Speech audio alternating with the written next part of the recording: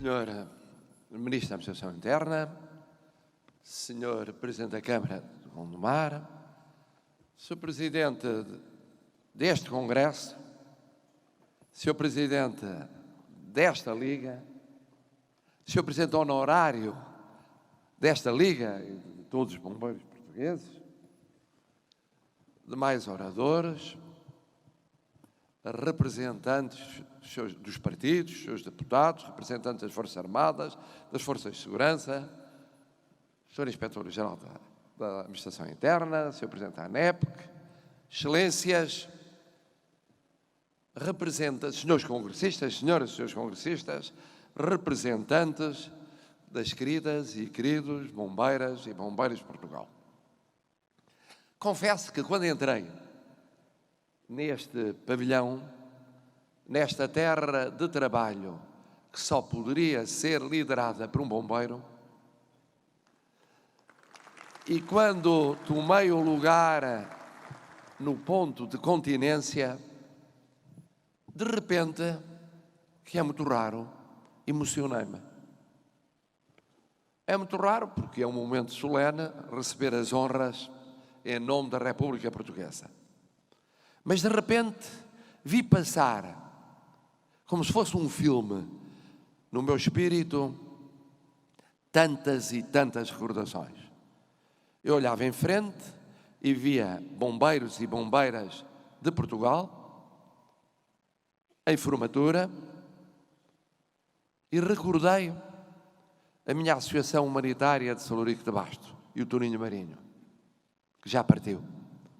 Recordei o nosso encontro do ano passado com 8.000 bombeiros e bombeiras a manifestarem como era a força, a unidade, a solidariedade que vos caracteriza.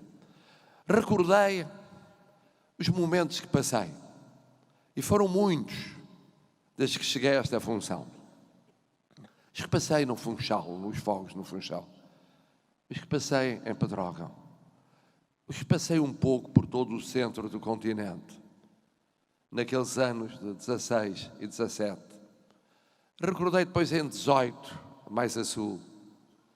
Recordei, o Sr. Ministro falou disso, cada um dos funerais, e não falhei nenhum, de bombeiros portugueses. Recordei as visitas aos hospitais, os casos impossíveis perdidos e que foram ganhos, os casos que se esperava ganhar e foram perdidos. Cada bombeira, cada bombeiro. Recordei os ferimentos de primeiro grau, de segundo grau, de terceiro grau e o diagnóstico dos clínicos. Recordei o vosso papel na pandemia. Quando outros confinavam, os bombeiros não podiam confinar. Não eram os únicos. As nossas Forças Armadas também não confinavam, as Forças de Segurança não confinavam. Mas os bombeiros não confinavam. E tudo isso veio à minha memória, emocionei-me de tal maneira que o Sr. Ministro há bocado me perguntou: Sr. Presidente, de repente notei que houve assim qualquer coisa naquele momento, e houve. E não sendo habitual o Presidente da República e Comandante Supremo das Forças Armadas a passar revista a corpos de bombeiros, é uma realidade que as Forças Armadas gostam de ter como seu monopólio. Eu achei que neste momento, como num ou noutro muito especial, havia que abrir exceções. Estavam aqui centenas e centenas e centenas de representantes de milhares e milhares e milhares de bombeiros e bombeiras de Portugal. Estavam aqui os representantes dos poderes do Estado, como a Assembleia da República, ou de defesa do Estado, como as Forças Armadas, ou, noutro plano, as Forças de Segurança. Estava aqui a presença do vosso capelão, e antes mesmo dele, desse irmão de décadas e décadas e décadas, que é o vosso Presidente honorário. Isso emocionou-me. Porquê? Eu conheço o Sr. Ministro da Administração Interna e sei que ele está a fazer o que pode e o que não pode, e vai fazer o que pode e não pode. Mas estava a ouvi-lo a explicar os números do trabalho que tem feito.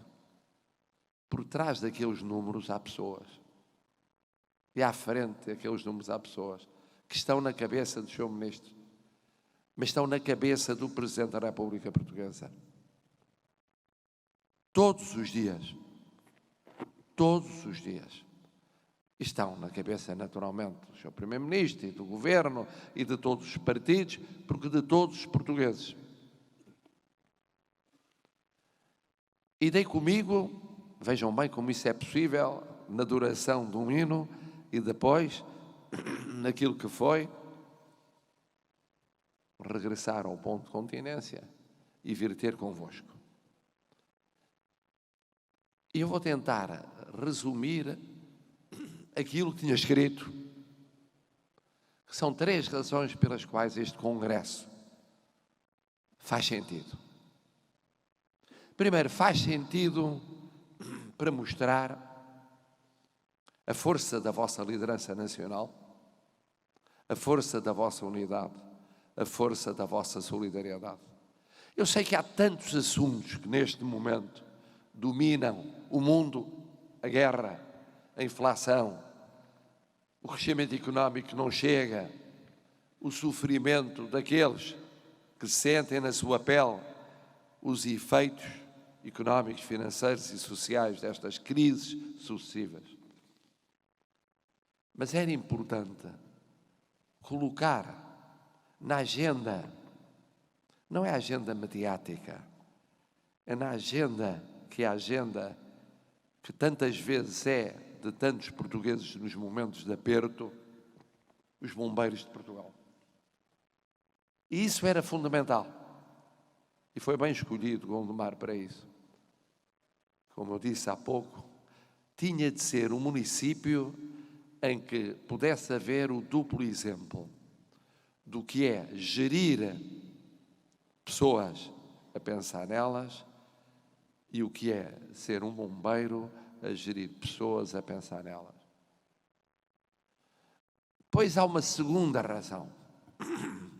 E a segunda razão que não podemos escamotear é a seguinte: é que os bombeiros aqui se reúnem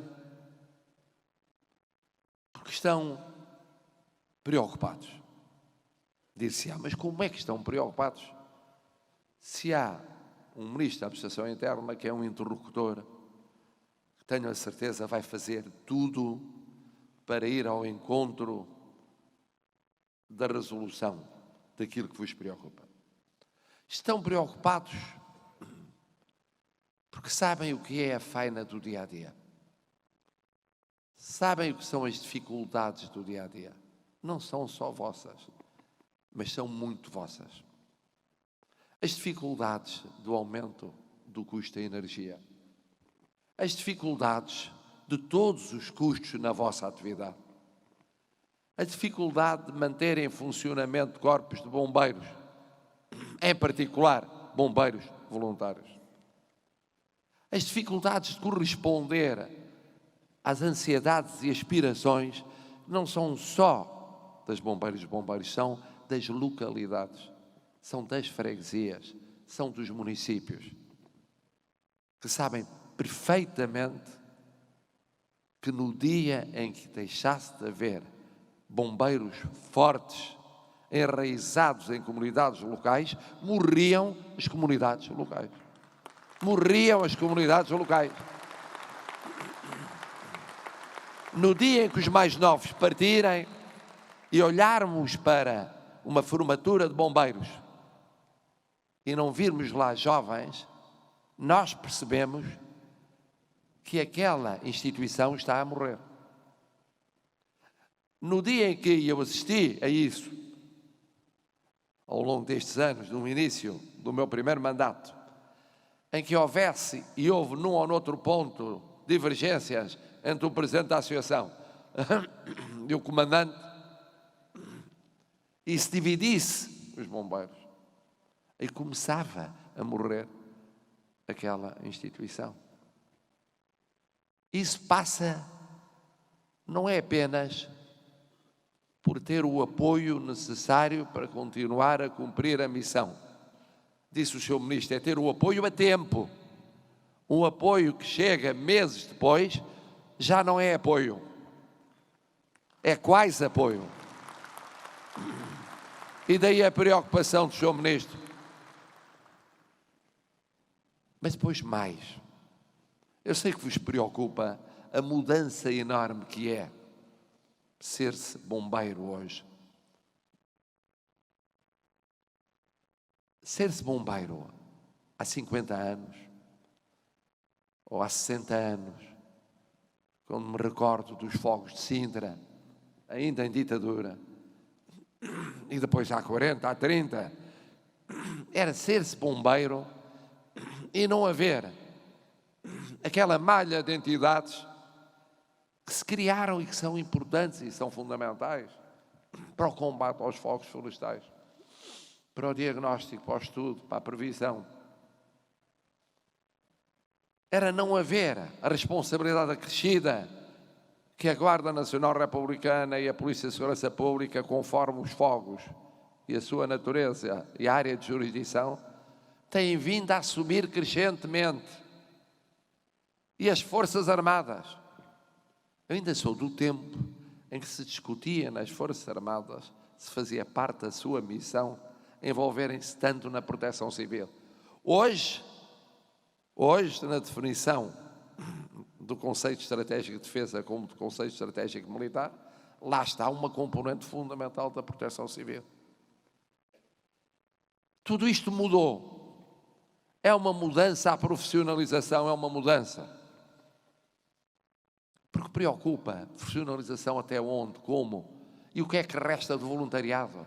Porque se matar o voluntariado, mata-se uma componente fundamental de ser bombeiro. E o que se passa com o rejuvenescimento? Quer dizer que os menos jovens são atirados para um gueto? Como é que se concilia o papel desses que tanto deram e tanto sabem com a atração de gente mais nova, cada vez mais jovem, a essa nobre missão de soldado da paz? E esta transição acelerada é uma transição que naturalmente preocupa. Sabem os bombeiros que eu os considero uma peça nuclear, basilar, uma coluna vertebral em qualquer sistema de proteção civil. Porque todos os outros fazem, e muito bem o que fazem. Nenhum deles consegue substituir-se aos bombeiros. Ninguém. Mesmo quando há razões, porque os bombeiros também são seres humanos, para correr melhor ou correr pior, ser mais cedo ou ser mais tarde, uma coisa é certa: ninguém conhece tão bem os terrenos, conhece tão bem as populações, conhece tão bem a história, conhece tão bem a alma daquelas comunidades como os bombeiros. Talvez os autarcas, mas não há autarcas em número suficiente para substituírem os bombeiros. Os autarcas mais inteligentes é passarem a ser autarcas os bombeiros. E os bombeiros, e os autarcas, de vez em quando, passarem a fazer de bombeiros. E muitas vezes eles fazem de bombeiros. Durante a pandemia, os autarcas fizeram de bombeiros. No sentido de estarem ali a ajudar a resolver e a desbloquear os testes que não havia, o material sanitário que não existia, tudo aquilo que era preciso improvisar. Isto é uma revolução. E é uma revolução, e eu vou ser muito direto, em que obviamente surge a certa altura uma entidade que é a ANEPC. E quando surge a ANEPC, os bombeiros podem não o dizer em voz alta, mas pensam todos os dias em voz baixa, deparam com uma entidade que olham com a maior das desconfianças. Olharam os bombeiros e olhei eu quando foi criada, confesso. Não fui um admirador da criação da ANEP. Naquela altura. Não fui. Porque era uma realidade nova, não entrava no meu universo mental. E como tudo o que é novo, verdadeiramente era vista desta maneira. Vou ser muito sincero. Não sei se às vezes é bom o Presidente da República ser tão sincero. Acho que cria mais inimigos do que amigos. Mas, assim como assim, a 2 anos e meio de fim do mandato não é fatal. O problema é este. Era vista desta maneira. Surge agora uma estrutura que naturalmente vai mandar em nós. Será que ela nos compreende? Será que ela gosta tanto de nós como nós gostamos da nossa missão? Não seremos marginalizados para sempre perante a estrutura? Sendo certo que a estrutura, por muito grande que seja, sofisticada que seja, especializada que seja, nunca conseguirá ter tanta gente e tão próxima das populações quanto nós. E depois não ficarão mais chefes do que índios? Nós os índios, eles os chefes? E foi assim que eu vim. Vejam bem como eu estou a ser sincero. Ainda por cima sendo uma criação do atual Primeiro-Ministro, quando era Ministro da Administração Interna. Foi a reação que ele teve perante o drama, a tragédia dos fogos de meados da primeira década deste século. A realidade é que há a ANEP. E que a ANEP se foi fazendo. E tiveram de conviver várias entidades, não foi apenas a ANEP e os bombeiros. Porque houve outras entidades que foram nascendo e outras que estavam lá e que são imprescindíveis. Desde logo a Guarda Nacional Republicana e a Polícia de Segurança Pública, mas também as Forças Armadas. Hoje foram sempre, mas hoje ainda são mais imprescindíveis. E, portanto, tem que ser uma conjugação de várias entidades. Não é só a ANEP e os bombeiros. É a Guarda Nacional Republicana e são as Forças Armadas. E várias vezes os vários poderes políticos se levantaram a questão: como coordenar? Eu devo dizer, participei nessa reflexão depois dos fogos de 2017. Porque há exemplos diferentes em vários países da Europa. Com um papel maior da Gendarmerie, isto é, do equivalente à Guarda Republicana, com um papel maior das Forças Armadas, com estruturas semelhantes à nossa ANEP. E em todos esses países uma coisa é óbvia: os bombeiros são insubstituíveis. E, portanto, do que se trata, e esse é um desafio que já tiveram lideranças anteriores, vossas, e é o desafio desta liderança, é o seguinte: como conjugar estas várias instituições, profissionalizando cada uma delas, no sentido de especializando-a cada vez mais para realidades como, por exemplo, os fogos florestais, criando unidades especiais vocacionadas em termos profissionais nos bombeiros, mas ao mesmo tempo fazendo o mesmo caminho na Guarda Nacional Republicana, por exemplo, e levando as Forças Armadas a debruçarem-se com maior atenção, não apenas nos momentos em que o seu apoio preventivo é importante, as patrulhas a que eu assisti na Serra de Monchique, por exemplo, e noutros pontos do território, ou é logisticamente fundamental para acorrer a situações de emergência, como se verificaram em vários pontos com os fogos florestais, e durante um período considerável de tempo. Como conjugar tudo isto? E recentemente foi dado um passo que eu sei que vos preocupa, ouvimos-me há bocado dizer, que é o da aproximação da ANEP de uma estrutura mais ligada ao terreno.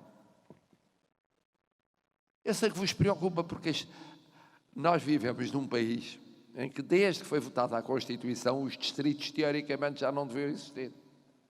Mas depois, na prática, sobreviveram porque não havia quem substituísse. Por exemplo, a certa altura, a extinção dos governadores civis, eu pensei na altura em verificações, deixou um vazio enorme. E esse vazio está por preencher. É para ser preenchido pelas regiões que hão de chegar. Mas as regiões poderão preencher com a sua dimensão? Ou será necessário sub-regiões? É possível, a partir do Porto, cobrir para certas matérias a responsabilidade, respeitando a Trás-os-Montes ou Alto Minho, e o mesmo nas beiras, a beira interior relativamente à beira litoral? E por isso eu percebi muito bem a intervenção aqui feita de alguém que diz: eu tenho a responsabilidade do Distrito do Porto. Pode acontecer que a Constituição tenha dito que está extinto, só pode permanecer transitoriamente, pois está transitoriamente há 50 anos. E é necessário ainda que exista.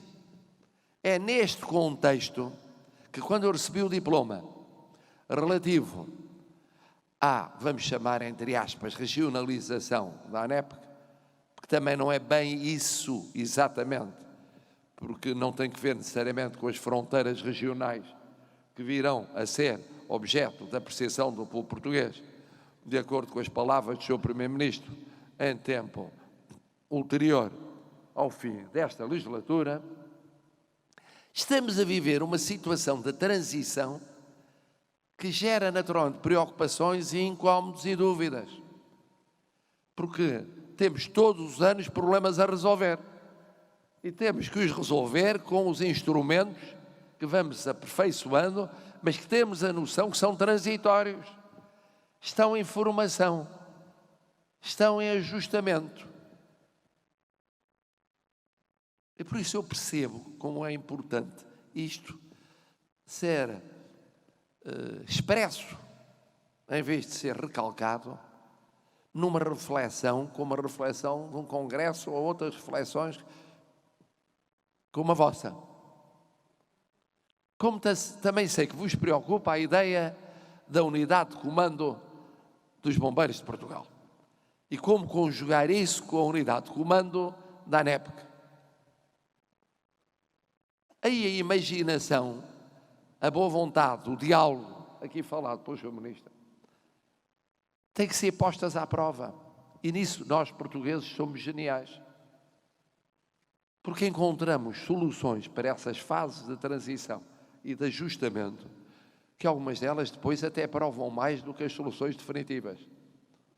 Em muitos casos, aquilo que surge provisório acaba por ser mais duradouro. Há que ter essa imaginação.